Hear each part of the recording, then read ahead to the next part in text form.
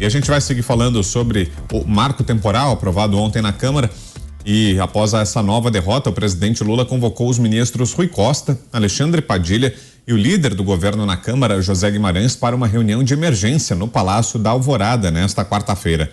O objetivo principal do encontro foi debater a articulação política e traçar estratégias para aprovar a medida provisória que reestrutura os ministérios e que caduca amanhã.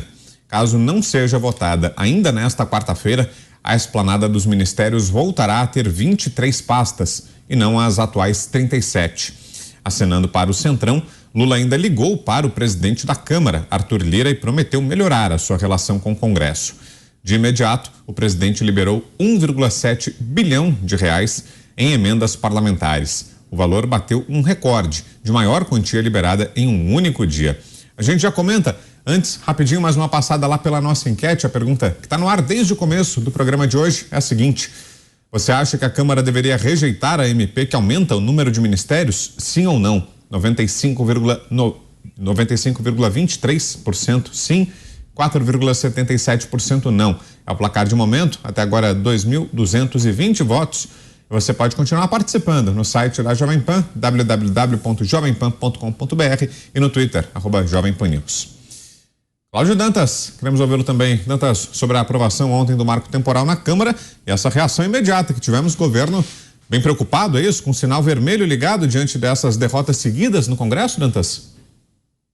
Sim, Lula está desesperado, Brown. Eu conversei mais cedo com o Arthur Maia, deputado que foi o relator do marco temporal na Câmara. E ele me disse uma coisa. Ele falou: Cláudio, eu nunca vi, tem mais de 10 anos aí de Câmara dos Deputados, nunca vi uma derrota tão fragorosa como essa. Uma distância enorme de um governo que era para ter uma base forte, sólida. Fosse para perder, que perdesse de poucos votos, não de 150 votos. E disse mais o seguinte: isso vai se repetir, vai virar rotina. Enquanto o governo insistir em tentar fazer política com sangue nos olhos, com ideologia na cabeça, vai encontrar no Congresso uma parede, uma represa. Arthur Lira e demais lideranças não estão dispostos a fazer caminhar qualquer agenda ideológica deste ou de qualquer outro governo. Aconteceu, aliás, algo muito parecido no governo de Jair Bolsonaro com as pautas ideológicas, as pautas de comportamento. Neste caso específico, uma pauta identitária, uma pauta, aliás, que ela é inconstitucional, como já bem disse o Pavinato há pouco. Nós temos uma situação em que está muito clara a situação, está muito clara a condição dessas terras demarcadas, está muito claro que não é possível expandir ainda mais essas fronteiras de terras indígenas. Não há nada que justifique isso, ao contrário, se percebe por trás disso um objetivo geopolítico que talvez não esteja na mente dessas lideranças indígenas, que me parece que estão sendo manipuladas por interesses de partidos, de agentes internos, de empresários e de agentes externos. Como eu comentava no bloco anterior, a grande luta que veremos a partir de agora, neste século, será a disputa por terras agricultáveis, por terras capazes de produzir alimentos para uma população global cada vez maior. O Brasil ocupa uma posição estratégica nesse cenário. Um Brasil que ainda não conhece o seu próprio território, não conhece a sua fronteira agrícola, desconhece a ordenação territorial, o uso dessa terra, o que é possível utilizar, o que não é. Não há uma política, não há uma estratégia, não há um conhecimento técnico decente. Então, tudo isso é utilizado de forma que a gente nem imagina, mas que compõe, né, essa disputa, seja por demarcação de terras indígenas, que impedem o progresso, que impedem, muitas vezes, a constituição de empreendimentos, de infraestrutura, e que servem ao país, ao desenvolvimento do país, ou outras vezes, como aconteceu nesse caso lá de Santa Catarina, trazem insegurança jurídica para produtores estabelecidos há décadas, alguns há séculos. Imigrantes que chegaram e ocuparam essas terras e que passaram a produzir nelas. Não é possível que se utilize isso de maneira a satisfazer o interesse de alguns.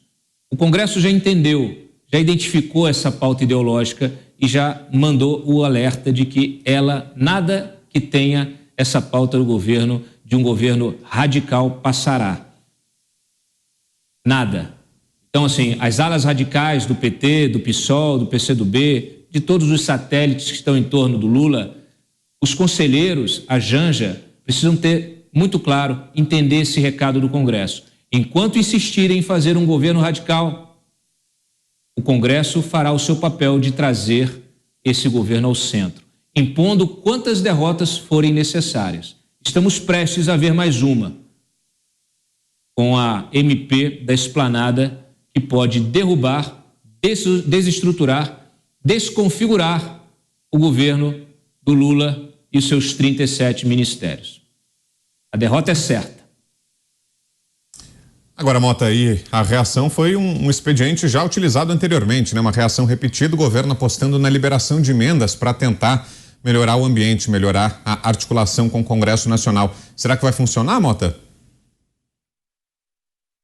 Pode estar fechado, Mota. Com suspense, Mota.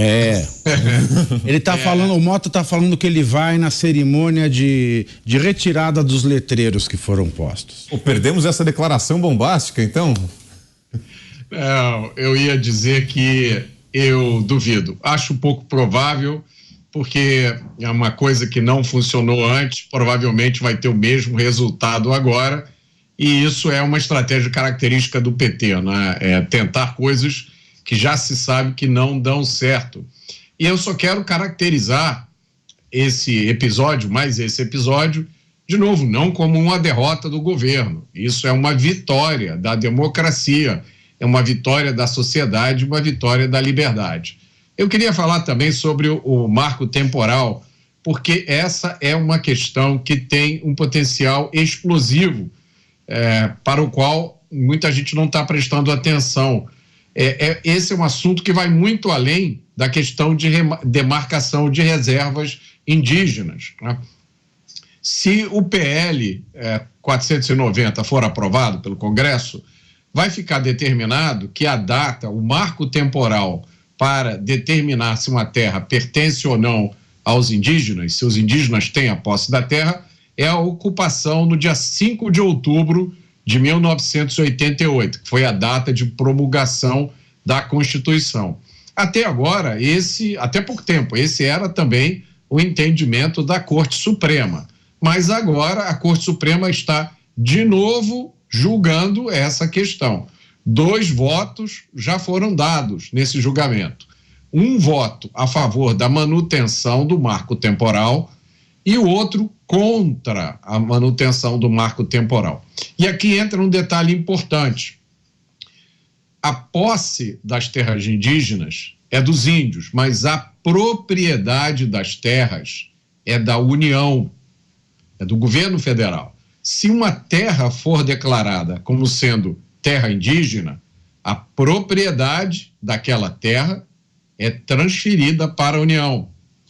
O secretário de Justiça do Estado de São Paulo, que foi juiz federal e presidente do maior tribunal federal do Brasil, Fábio Prieto, ele cita milhares de processos de uso capião que foram julgados pela Justiça, nos quais, prestem atenção nisso, a União entrou nesses processos pedindo a propriedade dos imóveis, usando o argumento de que 200, 300 anos atrás, aquela área era uma área indígena.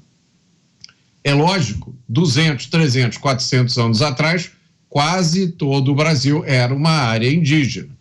Muito bem, nesses casos, os pedidos da União, lógico, foram negados. E esses casos levaram à formulação de uma súmula, a súmula 650, que diz que esses efeitos de propriedade da terra para os índios não alcançam terras que eram ocupadas por aldeamentos que já tinham sido extintos num passado remoto. É isso que está sendo revisto agora.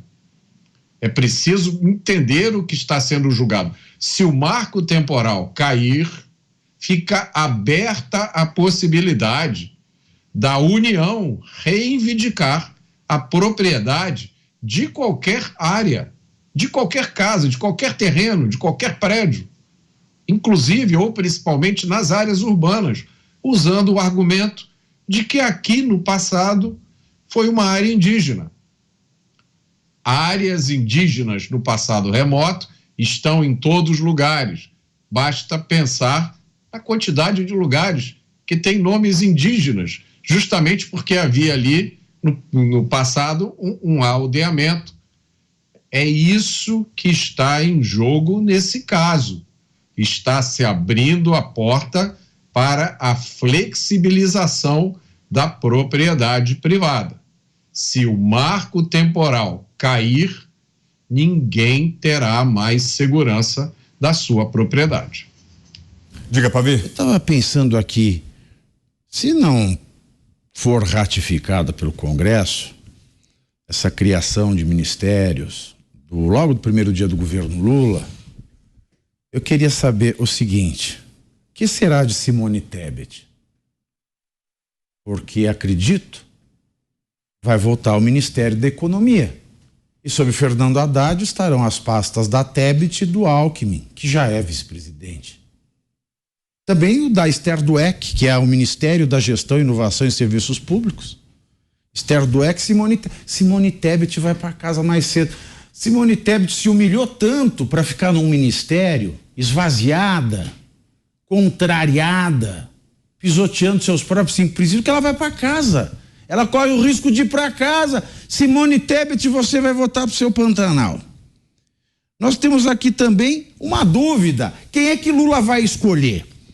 Quando voltar ao Ministério da Infraestrutura, ele vai ter que reaglutinar o Ministério dos Portos e Aeroportos e o Ministério do Transporte. Ele vai ficar com quem? Com Márcio França ou com o Renan, filho do Renan? Renan, filho do Renan. Legal, né? Ele vai escolher quem? A família Calheiros ou vai escolher o Márcio França? Bela aposta para se fazer. No Ministério, na volta do Ministério do Desenvolvimento Regional, Vitor, eu quero saber quem ele vai escolher também, porque a integração nacional e as cidades vão se reaglutinar e aí ele vai ter que escolher entre o Jader Barbalho Filho, irmão do Helder Barbalho, e o Valdez Góes, que é ex-governador do Amapá e aliado do Alcolumbre. E agora, gente, olha que problema pro Lula. O problema não é nem desfazer o ministério, é ter que escolher entre esses aliados, nesses representantes da democracia oxigenada e renovada que é o Brasil. E o Ministério da Agricultura é certo que ele vai deixar o Paulo Teixeira, vai rodar Carlos Fávaro e Andréa Paula, e nós vamos ver talvez a Margarete Menezes indo embora, né? Vai virar a Margarete foi ministra por meses. Margarete meses. Meu Deus. Enfim, vamos ver o que vai acontecer. O mais difícil do que desfazer o ministério vai ter que se escolher entre um e outro aliado para a reaglutinação de uma pasta.